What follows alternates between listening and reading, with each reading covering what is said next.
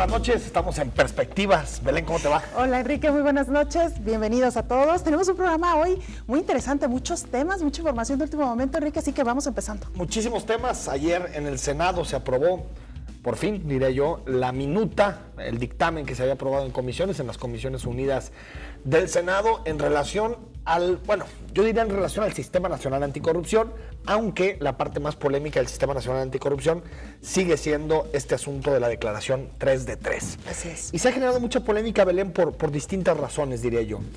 La primera porque, como casi en todos los procesos legislativos, se esconde mucha información. Y eso yo creo que es una práctica muy nociva de nuestro parlamentarismo que tendría que ser modificada. Nos vamos enterando de lo que en realidad piensan los políticos, los senadores, los diputados. Nos damos cuenta hasta que prácticamente están votando. En el proceso van ocultando sus opiniones, van ocultando sus postulados, y ya cuando lo empiezan a votar, y porque hay mucha gente de sociedad civil pendiente de este tipo de votaciones, nos damos cuenta que en realidad no están aprobando lo que dicen que iban a aprobar. ¿Cuáles son los asuntos aquí polémicos para irlos colocando sobre la mesa? Se aprueba la famosa Ley de Responsabilidades Administrativas. La Ley de Responsabilidades Administrativas es el cimiento jurídico, el sostén jurídico de la Ley 3 de 3. ¿Qué se aprueba? Uno, que va a haber un comité ciudadano que va a ser el que va a determinar cuál es el formato en el que se van a presentar esas tres declaraciones.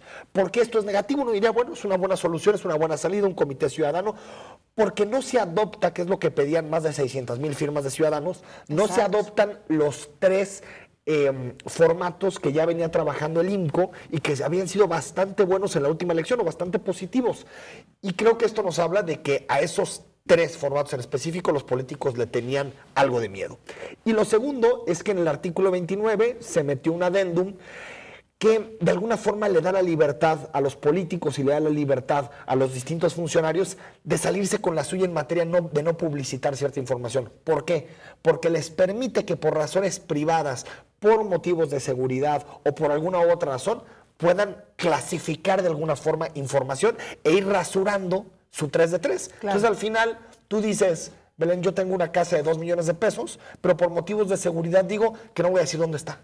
O no voy a decir cómo la adquirí, porque es un tema que me puede poner en riesgo y porque puedo tener problemas de seguridad. Es decir, no me gusta la palabra descafeinado, ya lo estamos platicando antes de entrar, pero sí creo que la rasuraron la ley y esto creo que generó un movimiento en redes sociales muy importante desde ahí en la noche hasta el día de hoy, ¿no? Claro, porque, Enrique, hemos venido hablando de este tema desde hace varios meses, desde que estaba en discusión en la Cámara de Diputados, después cuando pasó al Senado, y en sociedad veíamos como medios de comunicación también un avance importante en esta materia, el poder transparentar los bienes de los funcionarios, sobre todo en un marco y en un contexto donde México pues ha sido punta de lanza en casos de corrupción y de enriquecimiento ilícito por parte de la clase política. El caso más reciente y el más evidente, por lo menos la presunción de conflicto de intereses en materia de propiedades, el caso de la Casa Blanca con el presidente Enrique Peña Nieto, por citar algo, ¿no? Es el caso más sonado, ¿no? Claro. Pero para hacer honor a la verdad y realmente adjudicarle responsabilidades a quien realmente las tiene, hay que decir que el grueso de los políticos, de los senadores en este caso, que votaron para que no se publicitara esta información o para que hubiera de alguna forma una salida para no publicitar esta información y que votaron a favor de adoptar otros formatos que no sean los del INCO y que no sean los de la sociedad civil, fueron sobre todo diputados del PRI y del Partido Verde Ecologista de México. Sin embargo, ahí no quedó la cosa. Hubo también 4 del Partido de la Revolución Democrática, 3 del Partido del Trabajo y también algunas ausencias notables, como por ejemplo el senador jalisciense del Partido de Acción Nacional, José María Martínez, que ese día pues se enfermó. Curiosamente no asistió a la votación. Se enfermó y no asistió, entonces no hubo voto de su parte. Nada más votaron 110 de 128 posibles. Fíjate que en el caso de este senador, he escuchado 2 versiones, que no asistió, y otra versión es que curiosamente se salió poco antes de que iniciara esta votación. Vamos a confirmar exactamente qué fue lo que sucedió. Los dos casos me parecen él ha dicho que no asistió en su cuenta de Twitter, social. Pero quién sabe, tal vez pudo haber estado en alguna votación previa. El tema es ese precisamente, Enrique, ya tú lo explicabas claramente al inicio cómo ha sido el procedimiento, y me parece también, Enrique, no sé cuál sea tu opinión, que lo que lastima también a la sociedad es esta, por lo menos, sospecha de los acuerdos políticos a los que llegan los partidos antes de votar algo tan trascendental como es esta ley llamada Ley Anticorrupción.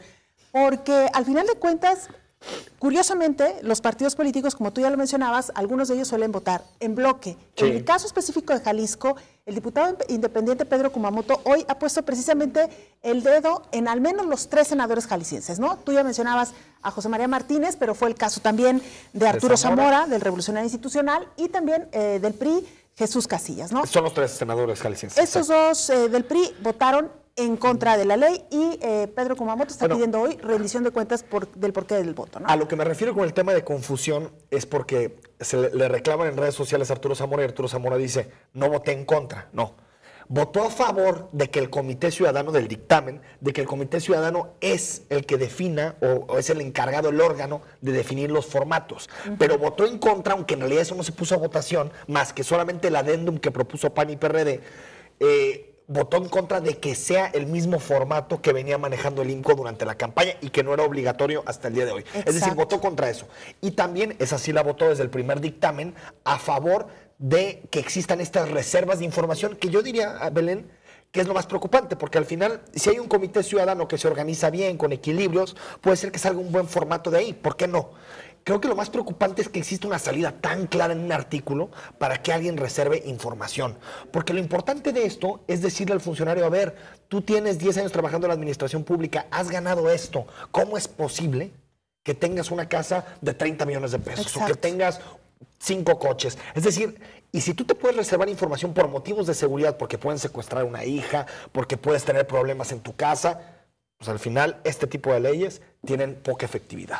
No, claro, y además estamos hablando, lo hemos dicho también en otras ocasiones, Enrique, estamos hablando de que alguien cuando decide entrar a la función pública está dispuesto a aceptar ser público. Y aunque su vida privada pues sigue siendo privada, pero hay acciones que sí están directamente vinculadas con el tema de su actividad, ¿no? Yo en la mañana tuve posibilidad de platicar con el diputado Enrique Aubry y me decía esto del 3 de 3.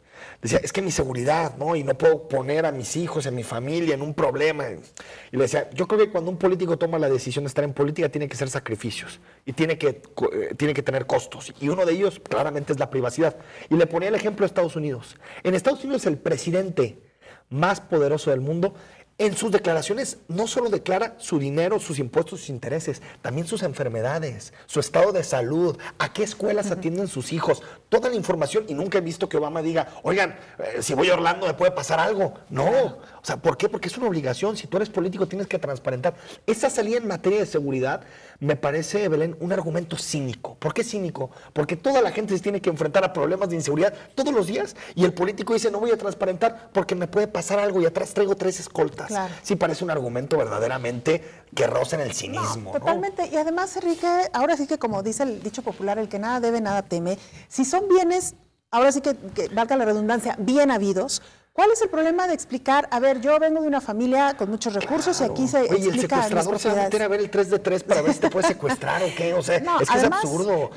Un secuestrador, si va a secuestrar, empieza a buscar los movimientos de las personas, ve qué propiedades vive, no tiene nada que ver con meterse y buscar en transparencia. No. Oiga, si tendrá esto o no tendrá, ¿será de su familia? Bueno, me parece que es una salida de una clase política así, Belén. Sí, chiquitita, totalmente. Que no asume los cambios políticos que está viviendo este país, donde la gente dice, por favor, ya transparenten, ya déjense de hacer patos, ¿no? Y ojalá que tengamos pues memoria, ¿no? Que al final de cuentas es lo que siempre hemos dicho. ¿Quiénes son los que terminan votando? Y bueno, para redondear, son 7 leyes, hasta hace unas horas se habían votado solo 4.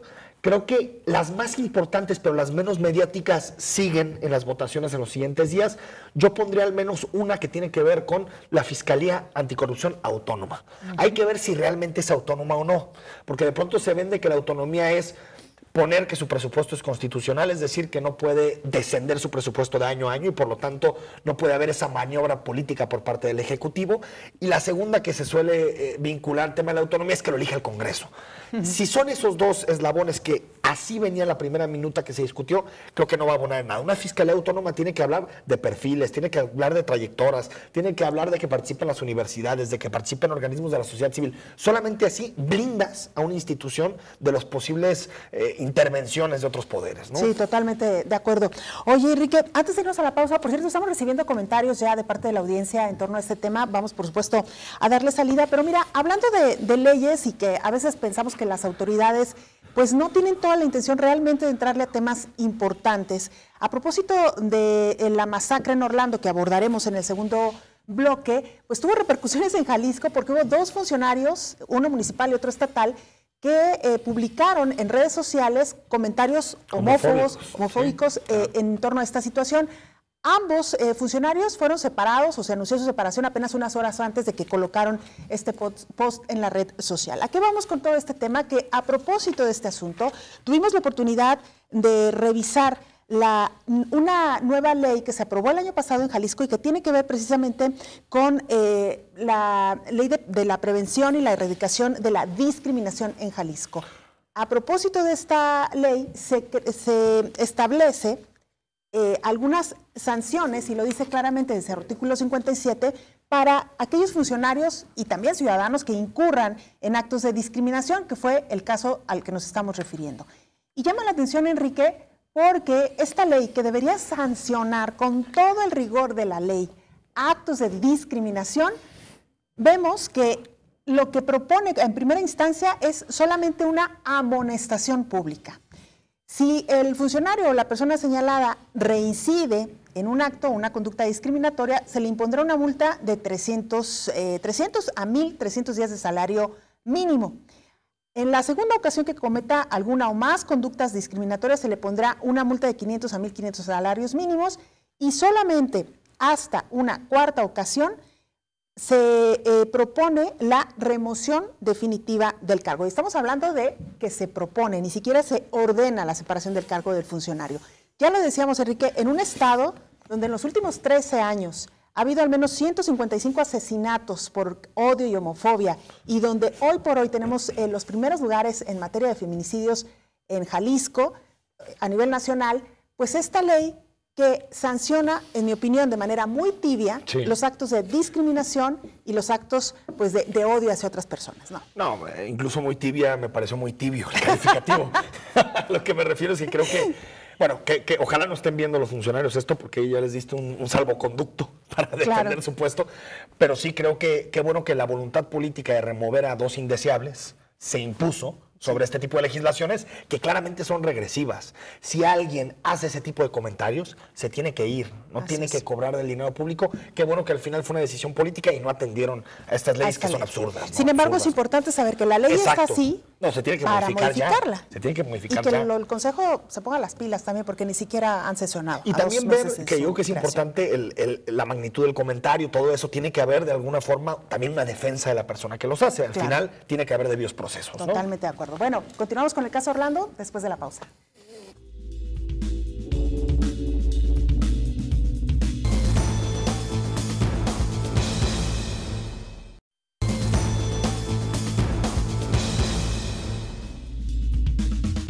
Estamos de vuelta en Perspectivas y bueno, nos llegan mensajes sobre el tema del Sistema Nacional Anticorrupción. Belén nos dice ANTAM 5859, anticorrupción, apresar a maestros y dejar libre a Moreira, Duarte y otros iguales. Bueno, sean maestros o no, la ley, ¿no? Yo creo que ese debe ser el parámetro, aunque creo, Belén, que este asunto del conflicto entre la CENTE y Aurelio Nuño, yo creo que ya hay que tratarlo, ¿no? Porque tiene temas involucrados, tiene mucho de fondo, de dónde sacarlo, y ¿no? Muchos aristas también. Pero bueno, platicamos de Orlando, de lo que sucedió el fin de semana y saludamos a Rogelio Barba, él es académico del CUCH. Rogelio, muy buenas noches. ¿Qué tal? ¿Cómo estamos? Gracias por estar aquí con nosotros. Rogelio, platícanos un poquito, se ha especulado mucho en las últimas horas, ¿cómo es posible que los servicios de inteligencia en Estados Unidos, con tanto desarrollo, tanta tecnología, tuvieron rastreado durante muchísimo tiempo a esta persona, se sabían sus movimientos, que había visitado el bar entre 10 y 12 veces este bar gay en Orlando, y aún así nunca hubo pruebas para detenerlo? ¿Qué está sucediendo en este tema en los Estados Unidos? Bueno, no solamente en los Estados Unidos, yo creo que hoy asistimos a un aumento cuantitativo y un empeoramiento cualitativo de la criminalidad, mucho más cruel, motivada, sangrienta, violenta y desprejuiciada, en el que, bueno, somos testigos en este siglo de este tipo de eventos que a todos nos preocupa, ¿no? Nos preocupa puesto que el fenómeno del terrorismo, ahora del terrorismo internacional, pues está volviendo pues un tema recurrente.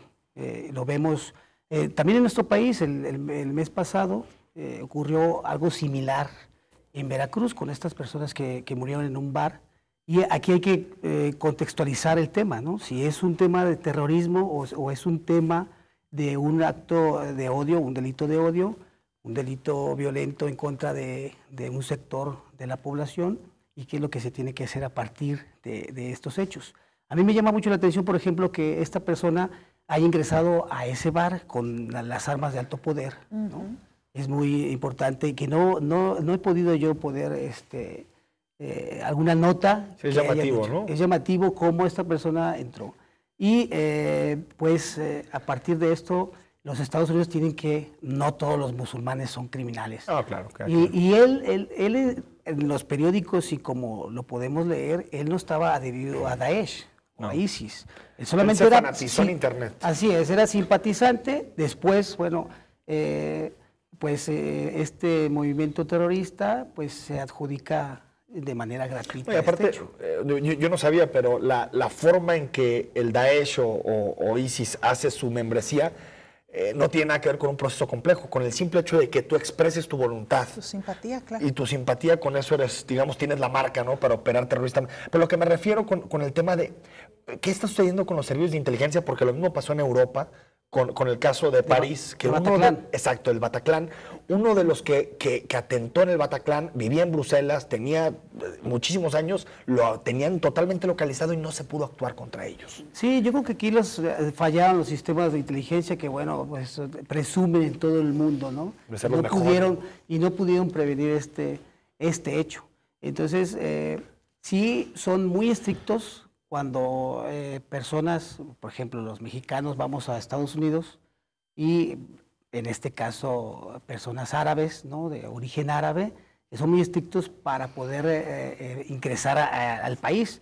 Entonces no le dieron un seguimiento, no le dieron una seriedad a esta persona que ahora vemos pues que en el transcurso de su vida fue una persona introvertida, fue una persona que manifestaba el odio y festejó, de hecho, el 11 de septiembre, ¿no? Claro. Entonces, de esta manera, pues allí fallaron el sistema de seguridad internacional de Estados Unidos, ¿no? ¿Fallaron o fallaron voluntariamente? Se lo pregunto porque hay versiones también que han circulado a lo largo de las últimas horas que incluso suponen que el FBI podría estar detrás de este atentado, y han salido versiones también en el sentido de que es el propio FBI quien estaría reclutando a ciertas personas con ciertas características para llevar a cabo este tipo de acciones. O para justificar a lo mejor la intervención a algunos países, ¿no?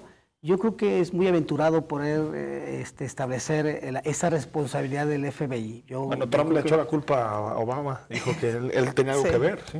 Sí, pero aquí también hay otra cosa muy interesante, que es lo que viven los sobrevivientes, ¿no? Hay un estrés postraumático, ¿sí?, de aquellas personas que son sobrevivientes y que se debe de atender, y que se ha visto en el Bataclan, en el cual aquellas personas se sienten culpables de no haber sido ellas las que han fallecido, claro, y sintiéndose de alguna manera pues introvertidos y culpables de esos hechos, ¿no? Claro.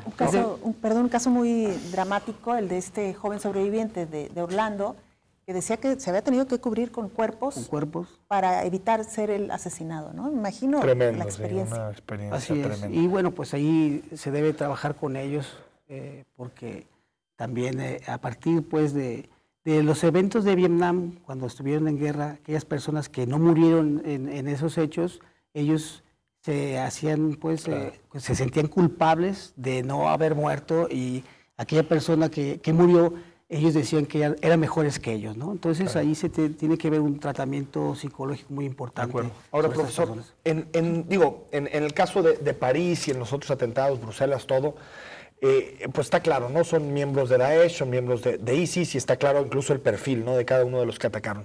En el caso de este lobo solitario, como le han venido diciendo de Orlando, pero también otros, se me venía a la mente mientras hablaba el caso de Noruega, aquella vez con Breivik, que asesinó un grupo de jóvenes socialdemócratas que estaban haciendo un campamento, los asesinó a todos. También parecía un lobo solitario igual. ¿Qué tipo de perfil tienen estas personas y si se pueden realmente detectar o no en una sociedad? Yo creo que sí se pueden detectar porque tienen ciertas características. Por ejemplo, de Noruega, creo que participó otra persona. Entonces eran dos nada más. hay una clasificación de los asesinos, ¿no? El asesino serial, que es aquella persona que mata a una personas con un intervalo de tiempo, que conoce a la persona, que la elige a su víctima y la mata, ¿no? La otra es el mass murder, o el asesino en masa, que es este hecho. Pueden ser aquellas personas que ponen una bomba y matan a una serie de personas en un solo evento. Esto se puede catalogar como el asesino en masa. Claro. Y también, bueno, pues tiene características de ser introvertido, de ser serio y de haber tenido una infancia tormentosa. Y el spree killer, que es aquella persona que mata en un intervalo de tiempo menor, pero que va matando consecuentemente en un periodo de 2 días, por ejemplo. Ahora, entonces son clasificaciones que esta persona entra en el asesino en masa, ¿no? Que no identifica, que sus víctimas no son identificadas por él y que mata al azar. El asesino serial sí tiene una identificación directa y un perfil de a quién asesina. Así le da un seguimiento, fantasea, de hecho hay una recurrente sexual y es como esta persona lleva a cabo su... Las de las películas no suelen ser mucho esta parte, ¿no? Del asesino serial.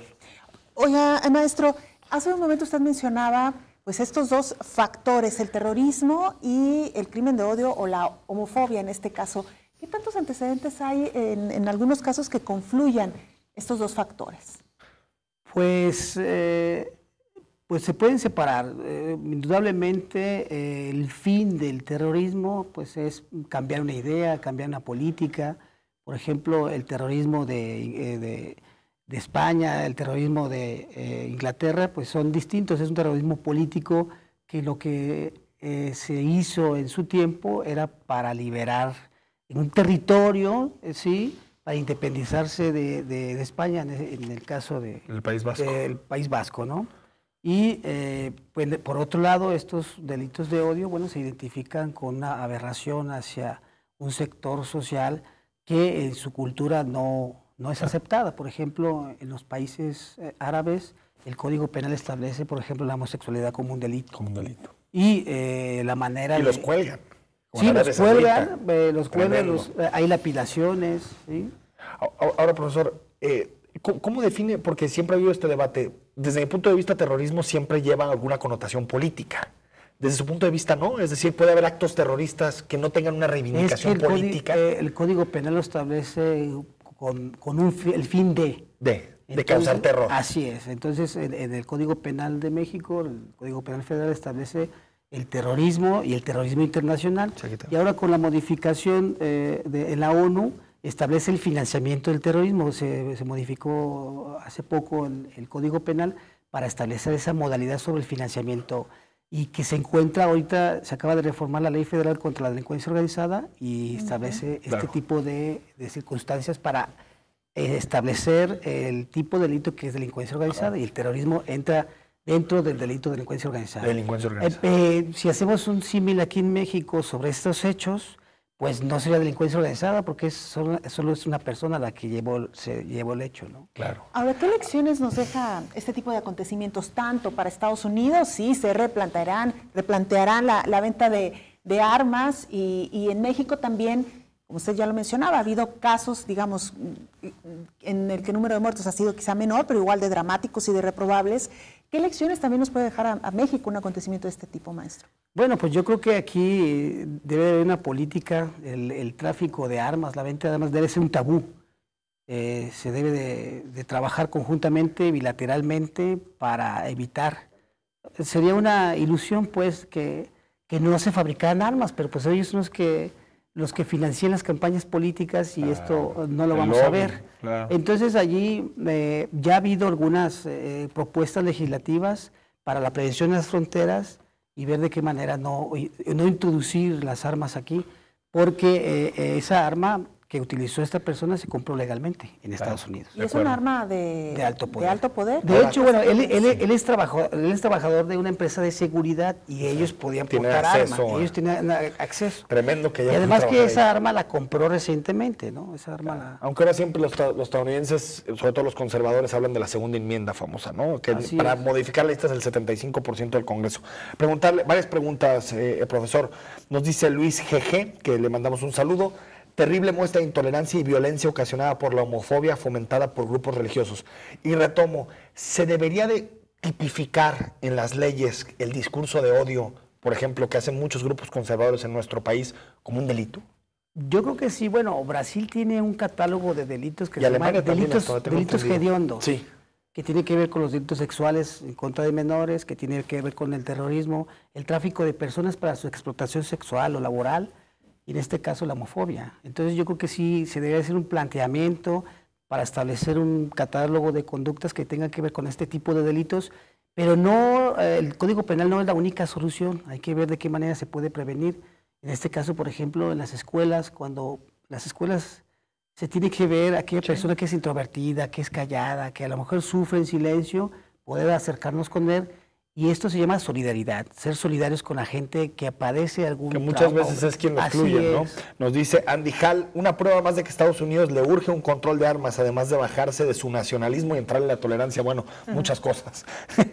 Nos dice Noiván 555, es una lástima que pasen esos eventos tan trágicos. Profesor, muchas gracias por habernos acompañado. Muchas gracias a ustedes. Muchas gracias. Y ojalá nos visite otra vez. Muchas gracias. Un gusto. Vamos al corte y ahora hablamos sobre participación ciudadana con Guillermo Alcaraz Cross.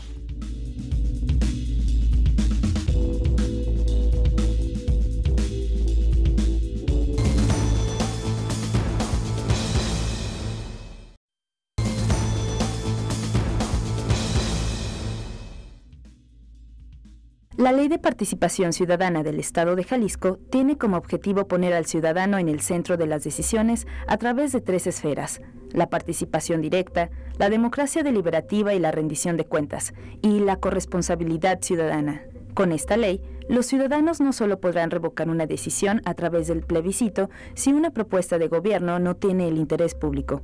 También tendrán la facultad de modificar o revocar una ley a través del referéndum si creen que ésta entorpece la vida pública, elegir en qué área usar los impuestos e incluso despedir a los políticos corruptos. Uno de los elementos centrales de la iniciativa es la creación del Consejo de Participación Ciudadana, que formará parte del Instituto Electoral y de Participación Ciudadana del Estado.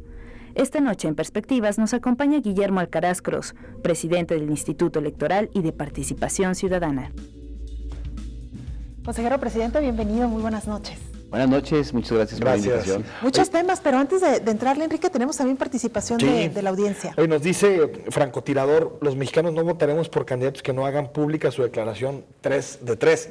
El problema, francotirador, es que muchas veces van en las listas pluris, pues como votas. Ahí no hay manera, se cuelan. No hay forma. Y bueno, ya empiezan las justificaciones, ¿no? Exacto, sí estoy leyendo algunas y desde quienes subieron a su red social una justificación médica, hasta aquellos que dijeron que no calcularon bien los tiempos y entonces dijeron ahorita regreso y cuando regresaron, curiosamente ya habían votado, en fin. Bueno, cuando no se quiere, me queda claro que cualquier argumento, ¿no? Así es, totalmente. Pero bueno, en Jalisco, consejero presidente del Instituto Electoral de Participación Ciudadana, acabamos de transitar por una reingeniería precisamente de este órgano electoral. Primero, me gustaría que le explicara a la audiencia, por favor, en qué consiste esta reingeniería y por qué se llevó a cabo. Bueno, tenemos la necesidad de ajustar nuestra estructura en virtud de que el costo que representa o que representaba antes de ella, pues ya no era suficiente y el Estado de Jalisco no podía sostener una estructura de este tamaño y además las atribuciones que veníamos de alguna manera ejerciendo se vieron limitadas por el nuevo sistema nacional electoral. Hoy compartimos algunas atribuciones y era necesario ajustar nuestra estructura igualmente a este sistema nacional. Pero además tuvimos la oportunidad de lograr 2 cosas más, que era primero abaratar el costo de la estructura, por supuesto, y además integrarnos ya al sistema del Servicio Profesional Nacional. Hoy tenemos que hacer que parte de nuestra estructura se integre a este sistema también y eso garantiza además profesionalismo para el instituto. ¿Cuánto se ahorra y cuántas plazas se reducen? Dejamos de tener 28 espacios que se venían dando de manera permanente y obtendremos un ahorro de 13 millones de pesos este año, que en el año que viene pues, podrá ser de hasta 18 en virtud de que el ajuste lo hicimos a partir del 4º mes. Oiga, presidente, pero si les quitaron tantas atribuciones, ¿por qué tan poca reducción?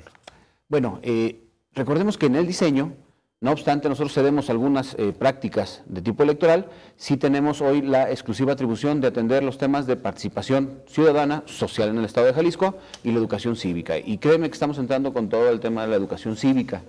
Lo dijimos en algún momento, trataríamos de encontrar alianzas estratégicas que nos permitieran, no obstante los recursos limitados, cumplir con esta función de educar cívicamente a los jaliscienses. Y creo que lo hicimos ya por primera vez de manera importante. En términos simbólicos, acabamos de entrevistarnos con los soldados del Servicio Militar Nacional. Sí. La Sedena, por primera vez en el país, le abre las puertas a un organismo electoral y nos permite platicar con quienes hoy cumplen con su primera obligación ciudadana, que es enlistarse en las Fuerzas Armadas. Tuvimos la oportunidad el sábado, platicamos... Pues pásale el contacto a los de Ayotzinapa, que no han podido platicar con ellos. Diles que cómo le haces para entrar a los cuarteles. Pues que digan que van a platicar de educación cívica. Ahí sí estamos de acuerdo. Ahí está el salvoconducto. Ahorita nos cuenta un poquito más de este proceso de educación cívica, pero antes le quiero preguntar, ¿en qué proceso va la reingeniería? ¿Ya concluyó? Está concluida, insisto, bien lo decía Enrique, fueron una reducción de 28 espacios, hoy nos quedamos con 142 de 170 que teníamos, y además hicimos algún ajuste salarial. El presidente mismo tuvo una reducción de 12,000 pesos en su salario mensual. Ahora, ¿Y los consejeros no? ¿Los consejeros se quedan igual? Bueno, lo que pasa es que recordarán que ya tuvimos algún ajuste durante el proceso electoral. Ellos sufrieron un defecto mayor que yo, porque a la hora que ajustamos al salario constitucional, ellos crecieron un poco más que yo salarialmente. A la hora de volver al salario que venían percibiendo nuestros antecesores, ellos sufrieron un impacto mayor del 22%. ¿Qué hago yo? En este nuevo ajuste me ajusto a un defecto también del 22%. Esto es, respecto de lo que la Constitución decía que era un salario igual al de los magistrados, nosotros ganamos un 22% menos. Menos que los magistrados. Sí. Ahora, precisamente cuando hay este tipo de acciones al interior de los órganos gubernamentales, o en este caso descentralizados, pues quienes salen de las instituciones no siempre se van muy conformes. ¿Hubo demandas laborales, inconformidades? ¿Cómo conciliaron la desaparición de estas plazas? Mira, nosotros entendemos que no hay una causa en particular para la separación de alguno de los servidores que hoy ya no forman parte del instituto. Tendríamos que atender un ajuste estructural. Teníamos algunos perfiles que eran demasiados para el instituto, teníamos demasiados abogados, teníamos demasiados contadores, en áreas, por ejemplo, como fiscalización, que ya no es una área de gran necesidad para el Estado de Jalisco, porque no fiscalizamos partidos. No obstante, sí agrupaciones políticas, no obstante, agrupaciones que pretendan constituirse en partidos, ya no partidos políticos, que era el gran grueso. Tuvimos que hacer ajustes particularmente en áreas como estas, jurídico y fiscalización. Entonces, no hay una causa que en particular pudiéramos, de alguna manera, señalarle a alguno de los servidores. ¿Qué obedeció? En términos generales, a un ajuste estructural. No regateamos, revisamos expedientes y pagamos prestaciones como dice la ley. Indemnizaciones. Completamente. Y ya firmaron renuncias, todo. En la mayoría. Hay un par de servidores que no están todavía convencidos de las prestaciones que les ofrecimos, que están en ese trámite. Sí, exactamente. Ahora, presidente, a mí me gustaría preguntarle por un asunto que creo que tiene que ver con un tema más estructural del IEPC. A nadie, a ningún demócrata, desde mi punto de vista, le gusta que el árbitro electoral esté constantemente yendo y diciéndole al Ejecutivo, oiga, deme dinero, no puedo pagar aguinaldos, no puedo pagar esto. ¿Qué hacer para resolver ese problema? Porque sí creo que incluso en términos de fortaleza democrática nos da un golpe letal que el árbitro electoral tenga que estar siempre supeditado a la decisión del gobernador en turno. Por supuesto, resulta irónico que nosotros organizamos los procesos para la elección de los poderes ejecutivo y legislativo y luego tengamos que ir a solicitar los recursos. Exacto. Sí, el presupuesto constitucional. ¿Y se lo has dicho al gobernador en algún momento? Lo platicamos en algún foro en el legislativo. En el legislativo. Lo hemos dicho en diferentes foros. No hemos platicado con el gobernador. Me parece que la instancia original tendrá que ser el legislativo, precisamente porque ahí se crea la reforma. Y bueno, esperamos que ellos en algún momento puedan adoptar una decisión de este tipo. ¿Qué tendrían que hacer? ¿Elevarlo a una iniciativa? ¿Cómo Tendríamos que agotar un proceso como el que acaba de darse en términos de participación social, ¿no? Tendría que darse una reforma constitucional, el Congreso, luego los ayuntamientos, y por supuesto que quedara ya asentado en la propia Constitución que nosotros recibiríamos una parte del presupuesto de Jalisco. La base puede ser cualquiera, puede ser el número de ciudadanos, puede ser un porcentaje de los ingresos del Estado, puede ser cualquiera. Pero lo que es importante es que quede fijo ahí para que no tengamos que sujetarnos a la negociación. Claro. Y también, porque otro de los temas es la autonomía del árbitro no solo tiene que ver con el dinero, que es una parte, pero también tiene que ver con si su estructura, si sus funcionarios están relacionados o no a los partidos políticos. ¿Hicieron una revisión para saber cuántos de los funcionarios del IEPC pertenecen o militan en partidos políticos? Ninguno. En algún momento había algunos servidores que sí guardaban algún vínculo. Decidieron desprenderse de su relación formal con algunos partidos. En este momento no tenemos nadie que se relacione con un partido ¿Cuántos fueron, político. Presidente? ¿Cuántos tenían militancia y Alrededor estaban de en 13, el IEPC? 13 servidores, sí, pero una vez que nosotros tomamos la administración, decidimos cumplir con este ejercicio y hoy no tenemos a ninguna sola persona involucrada formalmente con un partido. ¿Se puede sacar más tijera o ya es lo máximo que pueden ahorrar en términos de gasto? No, bueno, estamos además de este ajuste teniendo un gasto muy austero. No estamos gastando en nada que no tenga que ver con el cumplimiento estricto de nuestra función, de nuestro objeto, ¿no? Entonces, por ejemplo, estas alianzas que estamos celebrando, hoy fue con la Sedena, próximamente será con Alep, ya tenemos alguna práctica ahí avanzada. Aspiramos a que el secretario de Educación nos permita también algún espacio para hacer uso de la estructura educativa, las universidades, la pública, las privadas, que evitemos pues ese gasto que representaría el instituto hacer uso de su propia estructura y los desplazamientos de esto, ¿no? Queremos que sean replicadores, queremos presentar contenidos para que sean ellos quienes nos difundan. Entonces, de esta manera seguiremos teniendo un gasto muy austero. Ahora, Guillermo Alcaraz, regresando un poco a la pregunta que ya planteaba Enrique, ¿qué tan necesario se hace además de modificar la ley para contar con un presupuesto mucho más seguro e independiente? ¿Qué tanto se hace necesario también revisar la forma en que son elegidos o electos los integrantes del Instituto Electoral? Me parece que la fórmula actual es adecuada. Nosotros ya no somos electos por un congreso en el Estado, nosotros ya pasamos por un proceso que lleva diferentes etapas, un examen, un proyecto que se presenta como ensayo, y luego somos entrevistados por los consejeros del Instituto Nacional Electoral. Me parece que dentro de los aciertos de este nuevo sistema nacional está esta parte. Nosotros ya no tenemos que pasar por este proceso en el que de alguna manera tenemos que ir a comprometer algo para luego ser electos por los poderes legislativos de los estados. Hoy son ellos y desde allá nosotros nos nombran y formamos parte ya de este sistema a partir del ejercicio de la función electoral. Pero a pesar de que ya no dependen de los poderes locales, de los partidos locales, no me vas a negar, Guillermo, que algún partido político te habló para decirte, oye, a estos dos no los saques, me gustaría una dirección, me gustaría esto. Eso sigue pasando, ¿no? Mira, me lo han dicho antes. No hay que perder de vista que yo tengo 16 años trabajando ahí. En el instituto. Sí, claro. Y yo formo parte de una estructura que viene trabajando junto conmigo 16 años. Entonces, de repente alguien confundió esta parte. Creyó que yo estaba defendiendo una estructura que atendía algunos vínculos partidistas, algunos compromisos. ¿No? A través de él. Exactamente. Pero no, yo formo parte de esa familia electoral, ¿no? Entonces, yo la conozco los alcances, las debilidades, las fortalezas, y sé que como conjunto podíamos seguir presentando resultados. Y ahí se desprendió algún debate, ¿no?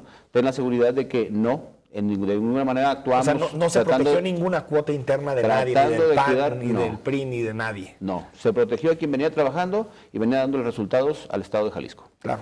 Y bueno, pues te digo, en ese mismo sentido creo, Belén, que pues de pronto digo, está bien esta independencia con relación a las cuotas locales, pero ¿qué hay, por ejemplo, Guillermo, de las cuotas nacionales? Es decir, de los consejeros nacionales del INE, que sí elijan a los consejeros de acá y que también les pueden pedir algunas exigencias. Digo, podría ser, sin embargo, me parece que hay un filtro importante, ¿no? Que son precisamente el órgano de dirección del Instituto Nacional. Si detrás de ellos hay presiones para que se resuelvan determinadas cosas de determinada manera, nosotros ya no lo sabemos. Me parece que el proceso es legítimo y las etapas que se desarrollaron le dan ciertas garantías al ciudadano de que no guardamos algún vínculo directo con alguna fuerza política. Claro. Bueno, vamos a una pausa, pero regresamos porque hay todavía varios temas que abordar. La participación social, ¿no? Sí, hay herramientas muy interesantes. Muy interesantes. Y antes de irnos al corte, el tema, Guillermo, para dejar de lado el tema administrativo, ¿por qué hubo tanta división entre los consejeros para elegir a los directores y para renovar la estructura? Sí. ¿Qué pasó ahí? Me parece que son las visiones diferentes. Quienes veníamos acompañando ya al instituto en algunas actividades, creíamos que la estructura era quien podía darle resultados al instituto. Quienes se integran por primera vez, pues creyeron que lo importante era renovar algunos cuadros. Esa fue la diferencia. ¿Qué pasó además? Tuvimos que cumplir con un lineamiento, 865 se ha popularizado, que exigía una mayoría calificada cuando en el Estado las decisiones se toman por mayoría simple. Esto radicalizó. O sea, eso hizo que 3 consejeros pudieran bloquear la decisión. Exactamente, se radicalizó la decisión y bueno, una vez que tuvimos la oportunidad de dotarnos de confianza entre todos, de otorgarnos ciertas condiciones, logramos sacar adelante el proceso. Vamos al corte, Belén. Regresamos.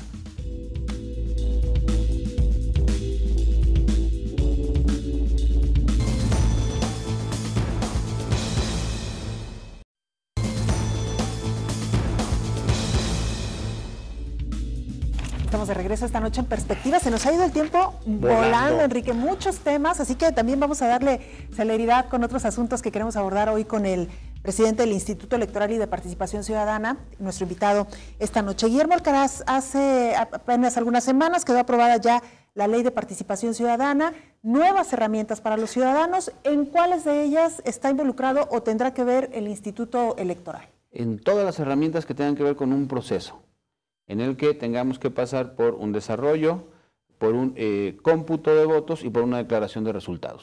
Esa es una atribución que nos corresponde por Constitución, el artículo 41 de la Constitución así lo cita, y bueno, nosotros estamos atentos de la publicación que se hará próximamente de la ley para comenzar a aplicarla en el momento en que los ciudadanos decidan hacer uso de las herramientas que ahí se presentan. ¿Estamos hablando de revocación de mandato? Revocación de mandato, consulta popular, tenemos referéndum, plebiscito, iniciativa popular, que será solo hasta calificar la cantidad de apoyos que se requieren, la oportunidad de que se hayan obtenido y la remisión que se hace al Congreso para que ellos agoten el proceso legislativo. Tenemos presupuesto participativo, ¿lo dijimos ya? No, presupuesto participativo y alguna más que en este momento pierdo. ¿Alguna de las figuras? Sí. ¿Cabildo abierto será? No, Cabildo Abierto, Procuraduría Social, y no son parte de un mecanismo que se lleve a partir de un proceso que defina en particular una decisión. Si no tiene que ver con una participación directa en ese momento en la sesión de Cabildo. Es la apertura de los municipios, el legislativo y el Ahora, Guillermo, la que ha causado más expectativa es la revocación de mandato, por una especie como de sed de justicia, ¿no? Que hay entre muchos mexicanos, de decir, si me dan la herramienta, la voy a utilizar, ¿no? Para quitar al gobernante en turno. Sin embargo, siempre está el debate de si es constitucional, si fuera aplicable, si no. ¿Cuál es tu opinión en torno a la revocación en particular? Mira, vamos a ver primero si se dan las condiciones para que pueda aplicarse. Seguramente a nuestro gobernador actual no le corresponderá sujetarse a un proceso de este tipo porque ya los tiempos no le van a dar. Hay que ver si los municipios serán también sujetos de la aplicación de esta figura. Hay que ver si ellos reconocen o no la posibilidad de ser ratificados a través de ella por el tema constitucional. Pero lo que creo que sí se debe de hacer es aplicarse. En la primera oportunidad que se pueda y una vez que los ciudadanos lo soliciten, que esto pueda aplicarse y que quien considere que no es constitucional, bueno, pues que haga el reclamo a través de las vías para la impugnación constitucional. ¿Y las leyes secundarias ya traerán los argumentos más claros sobre este tema? Cuando menos debe traer un procedimiento que debe desarrollarse para la aplicación del mecanismo, porque la Constitución solo cita el mecanismo y la posibilidad de ejercerse en determinados circunstancias, exactamente. ¿No? Pero el hecho, por ejemplo, esta discusión, desde tu punto de vista, Guillermo, es entre que haya causalidad para empezar un proceso de revocación o que no haya causalidad. Es decir, ¿tiene que haber una causa para poder pedir una revocación de mandato? Mira, sí, existe un catálogo de causas y estas causas de alguna manera tienen que ver más con el ejercicio de la función que con la comisión de alguna conducta delictiva. Ok. Si, por ejemplo, una de las causas es que no se cumplan los compromisos de campaña de manera grave. No, pero... La pérdida de confianza. Una serie de conductas tipo que pudieran ser subjetivas. Pero muy subjetivas, pero ahí están. Demasiado, ¿no? Como criterios para poder definir si hay una revocación, es muy subjetivo. Pero ahí están. Se formuló de esta manera evitando que fuera a confundirse con como juicios políticos que de alguna manera sí persiguen sancionar a un servidor que no ha cumplido con su obligación de cumplir la ley. ¿Y quién decide la causalidad? ¿Ustedes o el Congreso? El tribunal. El tribunal va a decidir la causalidad. Sí, si es procedente o no el mecanismo. Ahora, ¿se requiere de más recursos, de más presupuesto? ¿Qué va a pasar al interior del Instituto Electoral para atender estas peticiones de los ciudadanos? Mira, qué bueno que lo comentas. Hay una fórmula que me parece fabulosa dentro de la propia ley, que tiene que ver con quién asume el gasto de un proceso de este tipo. Si es el legislativo quien lo formula, el legislativo tendrá que asumir el costo. Si es el ejecutivo también y los municipios igualmente. Si son ciudadanos, entonces sí, tendría que ser un costo que tendría que pagar el instituto a partir, por supuesto, de un cálculo y una solicitud de ampliación presupuestal. Pero en primera instancia me parece que está muy bien que sean los poderes mismos los que, interesados por conocer la decisión ciudadana, aporten el recurso para que esto pueda lograrse. Una pregunta, no sé, como muy coloquial. ¿Son muy caros estos procesos? Depende del tamaño del ejercicio. Perdón, quiero nada más precisar. Me parece que en cuestión de democracia lo que se invierta está bien invertido. Es barato. Pero bien invertido, digo, claro. Porque tenemos otros casos donde no se justifica y no se invierte adecuadamente. Pero bueno, más allá de esto, ¿cuánto puede costar un proceso de este tipo? Mira, tiene que ver con el tamaño y me refiero a la zona geográfica en la que habrá de aplicarse. El más amplio, que tendrá que ser estatal, tiene un costo aproximado que hicimos a partir de un cálculo proyectado de 40 millones de pesos mensuales. Yo creo que un proceso de estos no rebasará los 2 meses. Entonces estamos hablando de entre 40 y 80 millones de pesos todo el proceso. ¿De qué se trata? Bueno, pues de desplegar a toda la gente, de crear instancias, de armar un proceso con una temporalidad más pequeña. pero se trata de un ejercicio como un proceso electoral. Candidatos independientes, 1% de firmas, a partir, es decir, a la mitad. Y yo no sé si tú opinas lo mismo, Guillermo, pero también con el riesgo de que incluso el tribunal diga que hasta menos de 1% pueden ser candidatos. Es decir, puede haber una proliferación masiva de candidatos independientes en 2018. Sí se facilita el ejercicio de la competencia a partir de esta figura.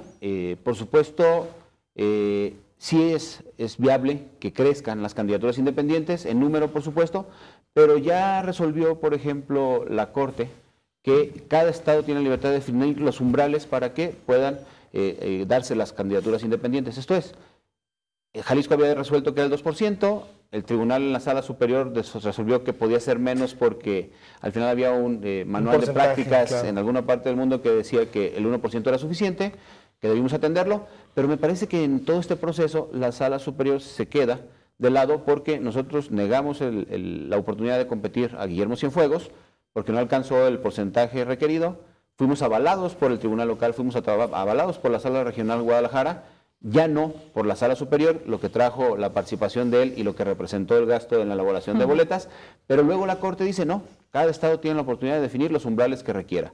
Y en esos términos me parece que todos mantuvimos una línea, salvo la sala superior. Eso significa que la sala superior ya no podrá, a partir de la resolución de la Corte, decidir que puede ser porque ya es una instancia mayor, exactamente. ¿No? Claro. ¿Y el tema del dinero, cómo le queda a los independientes? Es decir, ¿a cuánto dinero van a acceder en el siguiente proceso? Bueno, lo último que se resolvió es que ellos gozan de una cantidad mínima de recursos públicos, pero pueden alcanzar los topes de gastos a partir de aportaciones privadas, ¿no? Así es como se resolvió la última vez. A la bronca, y es una regla, sí, es una regla que permanece ahora. Hay que esperar a que las legislaturas de los estados puedan resolver este tema para equilibrar la integración de recursos públicos y privados en una campaña de este tipo. ¿No es preocupante desde tu punto de vista, Guillermo, que un candidato independiente pueda tener 98% de recursos privados en su campaña? Digo, tendremos que recordar cuál es el objeto de los recursos públicos en las campañas. Por eso, y es evitar precisamente que la intervención de intereses que no son los más legítimos. Por supuesto, que se abre una ventana para eso. Entonces se privilegió, en el caso del tribunal, se privilegió la competitividad de los candidatos por encima del blindaje del sistema electoral, de alguna forma. Así ¿no? fue. Oiga, consejero, hace algunos días también dábamos esta información sobre la creación del Observatorio de Participación Política de las Mujeres. Sí. Y resultó polémico también que siendo un observatorio que en teoría va dirigido a las mujeres o aborda la política desde el punto de vista de las mujeres, pues se le haya nombrado a usted como presidente de este consejo. A un hombre, decía por ahí algunas pero columnas. Con una gran sensibilidad. Ah, ok, muy bien.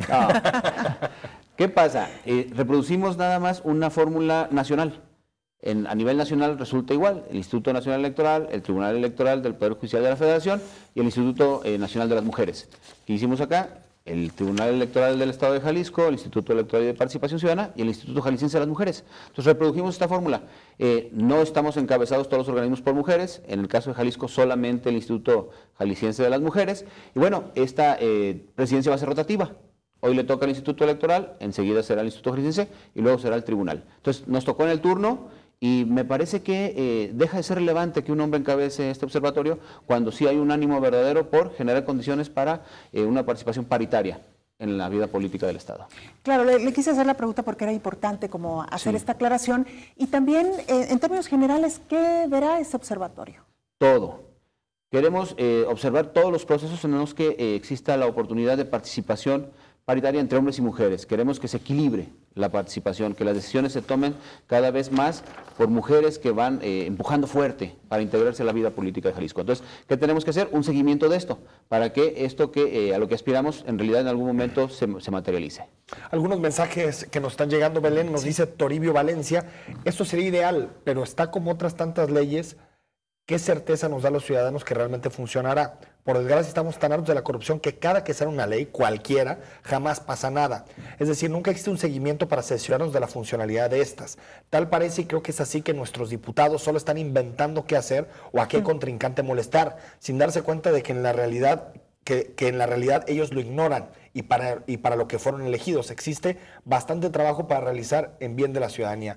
Pena de veras, ver que nada se hace por los de abajo y solo piensan de ahí donde está hacia arriba. El abajo para ellos, por desgracia, nunca existe. Bueno, eso es en relación al Sistema Nacional Anticorrupción, ¿no? Sí. Que también ha generado muchas polémicas. Yo diría que sobre todo porque se suele sobrevender, ¿no? Este tipo de cosas, Claro. es decir, que parecen panaceas. Sobre Orlando nos dice Jaime León, mientras el pueblo americano tenga acceso a las armas, siempre habrá problemas. Un ejemplo, los narcos en México. Es la misma cosa para controlar este tipo de tragedias o evitar hay que retirar las armas de alcance de los ciudadanos. Toda ley creada por algún funcionario público o por algún poder político sin tomar en cuenta al pueblo es una ley absurda y problemática sin beneficio. Y dice Miguel Rocker, pésimo chiste por parte de Perspectiva sobre, bueno, que yo hice, sobre los 43 de Ayotzinapa, una tontería tratar de hacerse el chistoso. Bueno, no fue tratar de hacerse el chistoso, y ya le respondí directamente a Miguel, era más bien ironizar que llevan muchos meses los padres de los normalistas buscando que se abran los cuarteles para poder entrevistarse con los militares y no lo han hecho, y el señor Guillermo Alcaraz ya lo logró. Fue lo único, ¿no? Nadie se está burlando de nadie con este tipo de argumentos, ¿no? Casi nos estamos despidiendo, Guillermo Alcaraz. Muy brevemente, ¿en qué consiste este programa de educación cívica? Tenemos, perdón, menos de un minuto. Bueno, rapidísimo, conformamos unos contenidos, les dimos una estructura, empleamos el día sábado los espacios que nos otorgó la Secretaría de la Defensa Nacional, nos distribuimos en 9 diferentes planteles y platicamos con los soldados del servicio militar en un número de 1,024 jóvenes. Entonces, para nosotros es simbólico. Insistiría, es la primera obligación que cumple un ciudadano y bueno, había que platicarles también de los derechos que tienen, entre ellos la participación ciudadana. Claro. Guillermo Alcaraz, muchísimas gracias. Por No, al contrario, gracias. Muchas gracias. Enrique, nos vamos. Hoy el viernes tenemos una súper charla, de Véanla. verdad, no se la pierdan. Hablamos con una eminencia en materia de ciencias forenses, el doctor Mario Rivas Sousa, toda una institución. Hay que decirlo, es un programa grabado, Sí. él por su edad no podía venir. ¿Se van a Pero, enterar de cosas? El caso Posadas Ocampo, hijo, está tremendo. De verdad, véanlo, viernes, 9 de la noche. Gracias y muy buenas noches.